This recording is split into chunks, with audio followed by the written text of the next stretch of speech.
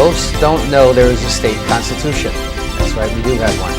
In 1997 was our last attempt to amend it, and in New York, that is. And Bob knows because he engineered an effort to amend it.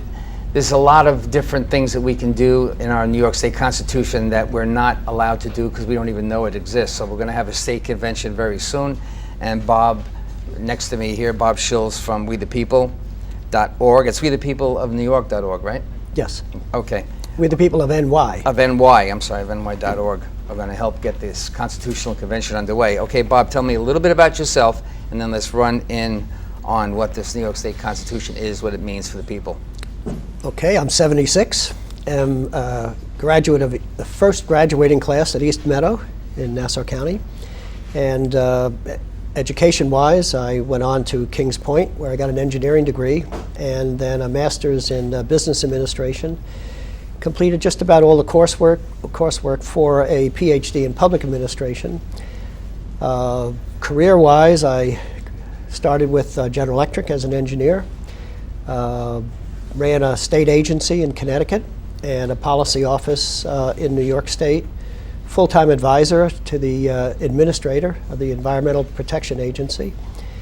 Wall Street investment banker with Prudential Bache, a businessman with a management consulting company.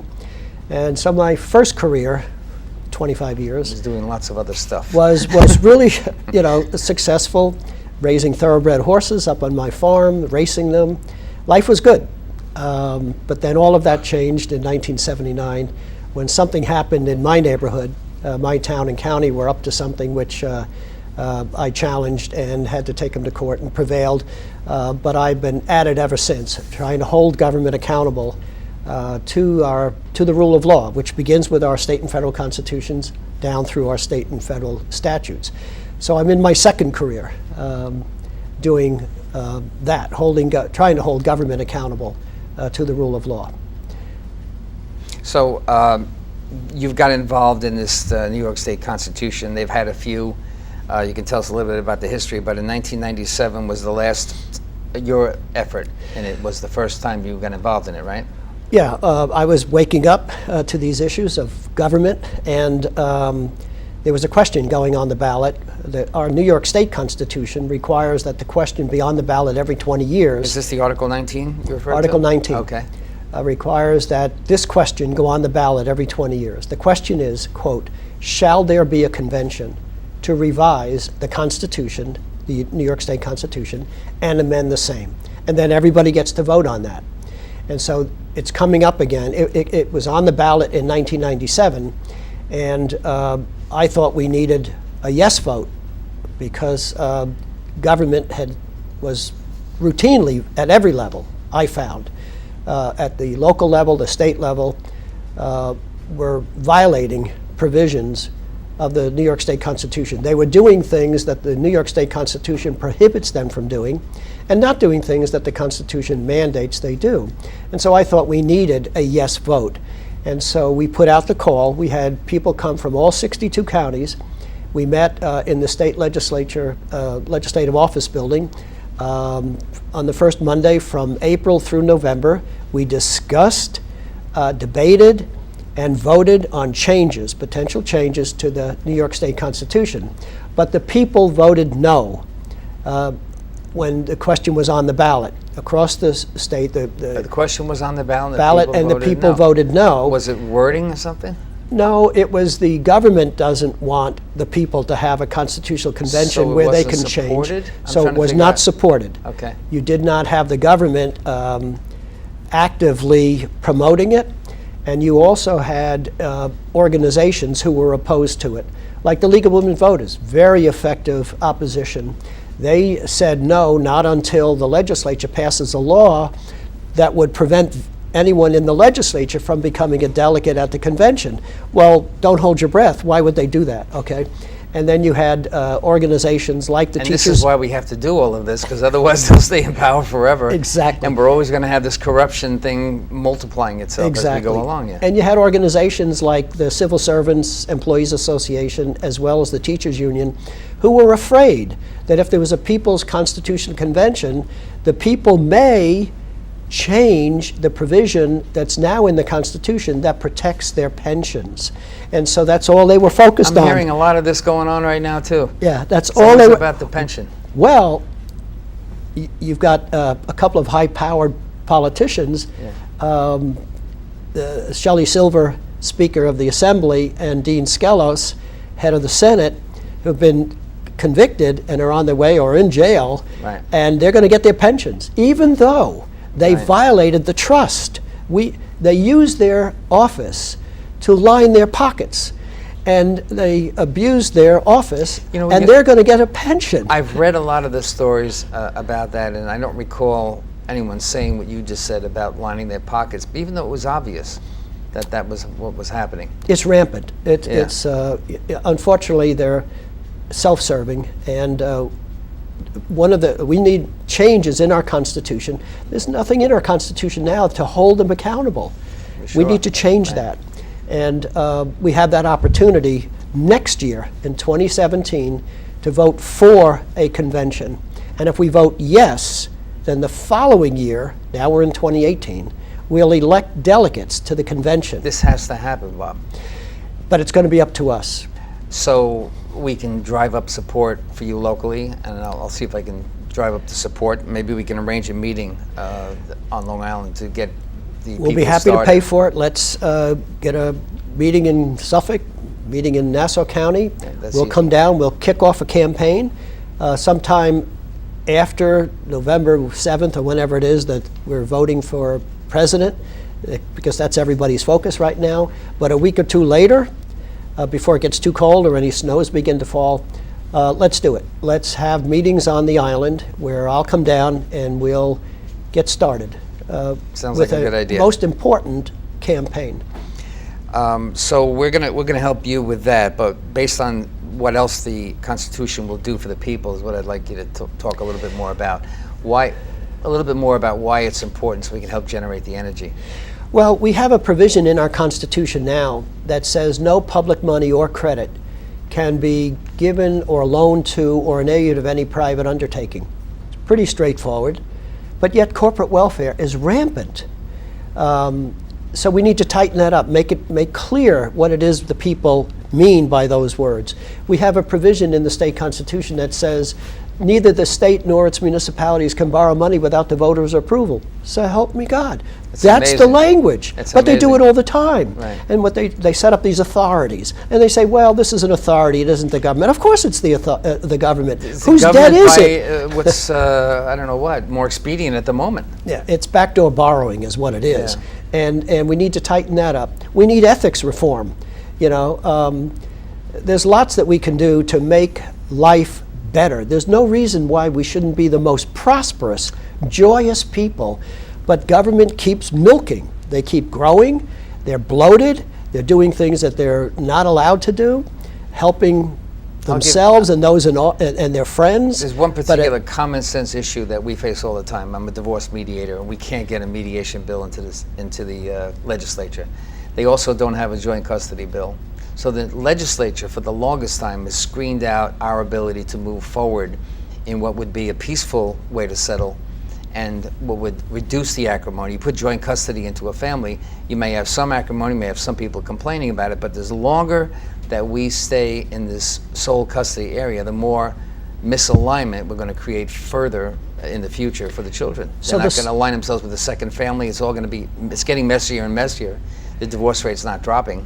Yeah, and I'm sure there's violence attached to this. People Sure. get angry, they go berserk, and the children suffer, of course. So the way to solve this problem is the people have a convention. The government is not, So to be able to do this is my point. Well, sure. Yeah. Those people can fashion an amendment to the Constitution, which is the ultimate law in You're our going to get a state. lot of support from people. And then you that's put that half on the universe, and by then the you way. put that on the ballot for everybody to vote on, and it'll pass. It seems to me, if I hear you right. Yes, right. I mean, that would fix an awful lot of problems in our society. There's more dysfunction in children lately than ever before.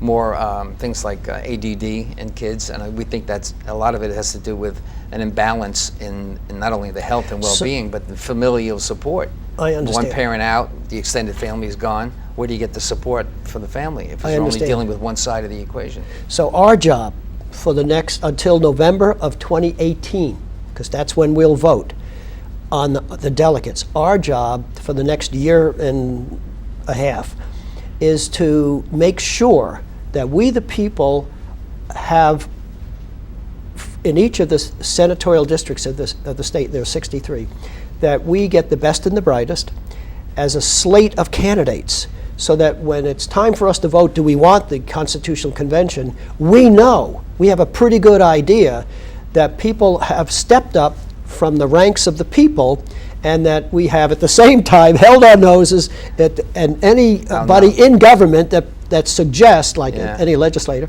that suggests they're going to run for one of those seats at the People's Constitutional Convention, we shame them, you know, and get them off the ballot. And we have to do it. We have to do it. We have to do it. There's no other way to do this. What about, like, California is known as a referendum state, so if you could explain a little bit about what the referendum would do if we had that here. Yeah, see, the original 13 colonies in their state constitutions did not have this. We put the ultimate legislative authority in our state with the legislature. But as those territories became states in the West, they saw the pros and cons of how the government was working in the colonies that then became states. And so they added a provision in their state constitutions called initiative, referendum, and recall. In other words, in those states, if there's an issue like the one you've raised, you get enough petitions, enough people wanting it on the ballot, It seems like a no-brainer. it gets put on the ballot, and then everybody votes for we it. can So do that what too. we have to do at our state constitutional convention is add initiative and referendum. And then, of course, recall. They have recall in the West, where if they think some public official has stepped way outside his boundaries, that they could get petitions signed to put a question on the ballot, shall we throw him out of office? And if the people say yes, he's gone. That's nice. So it's like a governing body within itself. We have the ultimate power in our society. And it's basically the people gathering, or the qualified people. You want to talk about intelligent, involved people who really are smart and have wherewithal to, I guess you'll have to have some salespeople on board. Well, people are going to have, I would like to be one of those delegates. Yeah. I'm ready to I'm ready spend too. April, May, June, July, whatever it takes, as a delegate, getting into all of these issues, discussing them, debating them, voting on them, and then putting them out I for thought vote. that's what a government for the people and by the people Exactly, was but it's for. been hijacked. Yeah. And it's because we haven't been paying attention. We don't even know, most people. I have many meetings around the state. Yeah. And I'll hold up the state constitution and I'll say, how many people are seeing this for the first time? All the hands go up. Sure. Even lawyers. Chris, I lectured at the Albany Law School. And this was a room full of law school students. And when I finished, the dean said to the audience, as a graduate of the Albany Law School in 1970, she did not know there was a state constitution. Jeez, oh my God. Of course, the government doesn't want us to know. They don't teach it, even though the state statute So of course says they have to. You see, I'm sure you must see that there's going to be some kickback here. Not kickback, I'm sorry. Pushback. Opposition. Yeah, the Opposition. government doesn't want this to happen because they see it as a threat to their entrenched power. Well, we have to do something, so we ought to motivate our people here locally. I'm certainly going to put stuff on my website and my Facebook page. I'd like to see a little bit more about how it's lined up, how you would line it up. You spoke the last time we did a program about Judge Napolitano's constitutional monitor and things like that. That's a different set of conditions, but it sounds like if you were going to put delegates from the state, that some of these things would be, the purpose of it would be the same. So they're two separate issues, but really not. There's an overlap. So we're in deep trouble because we have not known that there's a state constitution, that every single, get this, every single elected and appointed official in the state of New York, from the governor and the leadership of the legislature down to your animal control officer in your town. Every one of them is governed by the state constitution. The state constitution governs these folks far more so than does the federal constitution, which hardly ever comes into play in the day-to-day administration of this state. It's all the state constitution. And most people don't even know it exists. When they say all politics is local, I guess we could be connecting the dot here a little bit there, right? Pick up the state constitution, get a copy, download it, and your viewers should download it, become familiar with it. It's not that difficult. You point to Constitution provides two pathways. In my notes here, I said government decides to call convention and appoint delegates. People can choose to convene.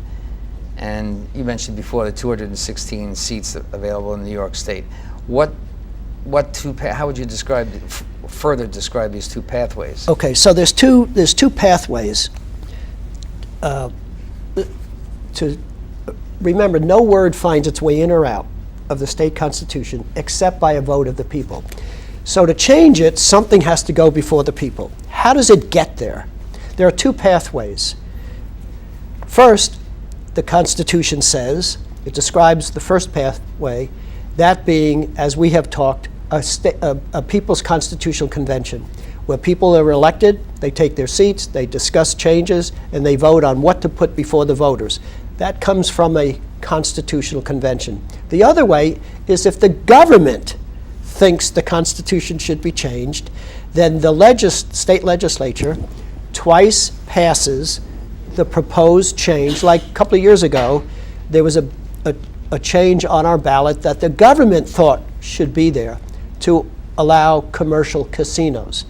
That came through that pathway. The state legislature twice passed it and put it on the ballot, and the people voted yes. So there are two pathways. The government has their approach, and the people have their approach. But if the government sits as delegates at a people's constitutional convention, Chris, they're controlling both pathways. That's wrong. That's wrong. So to check on that, you would then do what?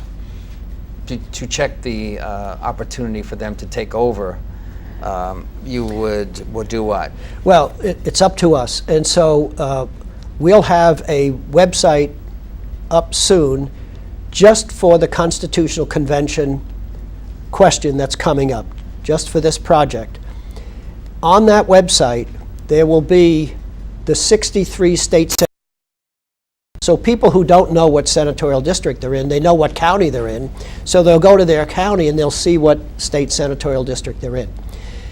Every candidate, if you nominate yourself, or if someone nominates you, your picture will go up there, your bio will go up there, a statement from you will be there saying why you want to be a delegate, and people will chat about you, and they'll vet you. They'll ask all the tough questions. Right. Hey, wait a minute, this guy is really,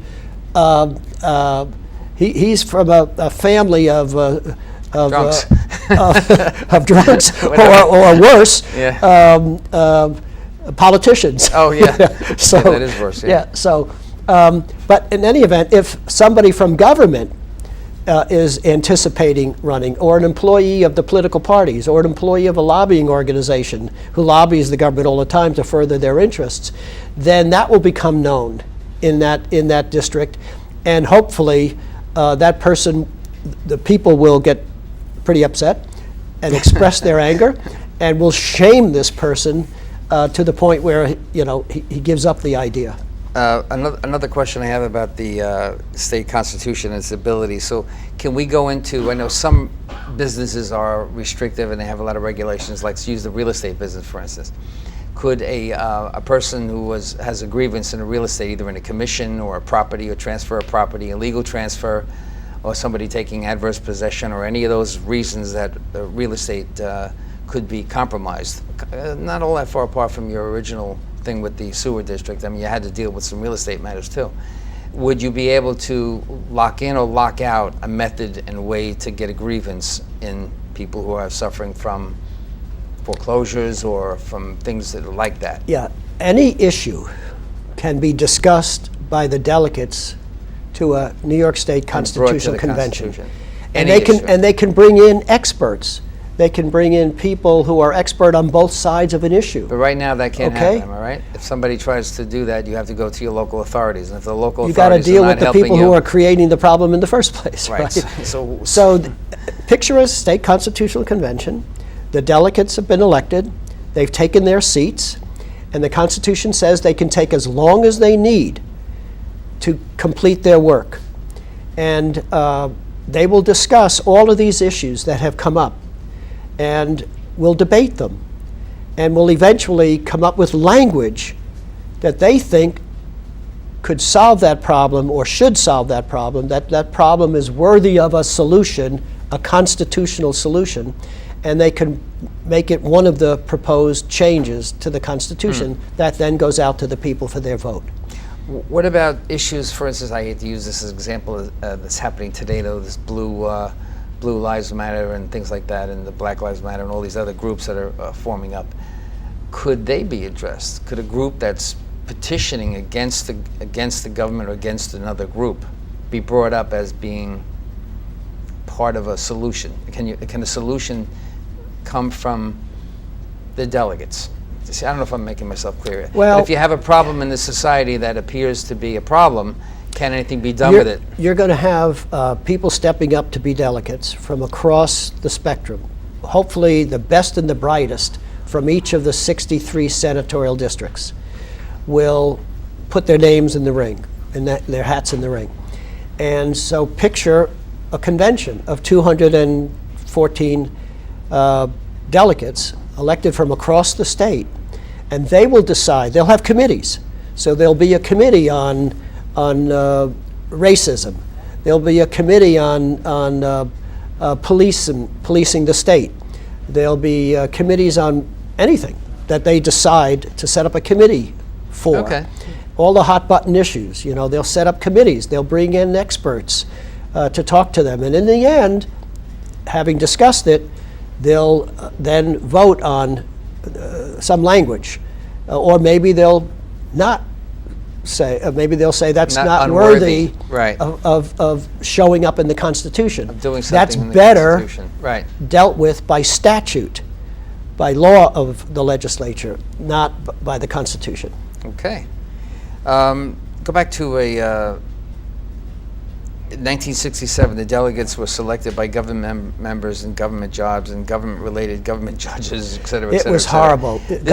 This is one of the last things that were attempted in the convention. So the right? last time, just to put it in perspective. Yeah, because we only have a couple of minutes left. Yeah, I the just wanted to last hit on time we that. had a convention where the people actually voted on the changes, and those changes made it to the Constitution was in 1938. We had a convention in 1967, but the government sort of hijacked it. The people in government were the delegates. That's what I remembered. Yeah. Okay. Yeah. So you had, for instance, the Speaker of the Assembly back then in 1967 was the president of the convention. The vice president of the convention was the head of the Senate. You had assemblymen, like David Dinkins was a young assemblyman at the time. He eventually became, as you know, mayor of New York City. But you had assemblymen and senators. You had 28 judges. Of the 186 delegates at that time, 120 were lawyers. And so they debated and they came up with a package of 38 changes to the state constitution, but changes that you would expect those in government to recommend. Like do away with the provision in the Constitution that says the government can't borrow money without voter approval. They actually recommended we get that be withdrawn from the Constitution. They had recommendations to make it easier for local government to tax, of course, and they put all of these recommendations in one up or down vote, and the people said no, thank you. And this is why we have to do something about it. I want to thank you very much for your time, Bob. The website though for the ConCon is WTPNY.com, and that's going to lay out the Constitutional Convention. It'll be devoted provisions. entirely to this issue. Devoted to this issue, okay. Right. And it's where people can be nominated, either nominate themselves or nominate someone else, and where their bios will show up. And It's the beginning of change for us all. And Bob Schulz is the chair of We the People of NY.org. It's the website in case you want to talk to him about some of these things we've talked about today. But we have to drive the energy up for this. It's a very important issue. And thank you very much, Bob, for participating today. You've been watching Gray Matters, the program that puts light on the society that surrounds you. From the baby boomer generation to the present, we bring the current events, political and hot-button issues into the examination room. A new look on the social conditions of the day, measuring the inception and the path and the landing of our narratives in a full cultural and historical perspective. So connect the dots. We'll see you next week. Thank you.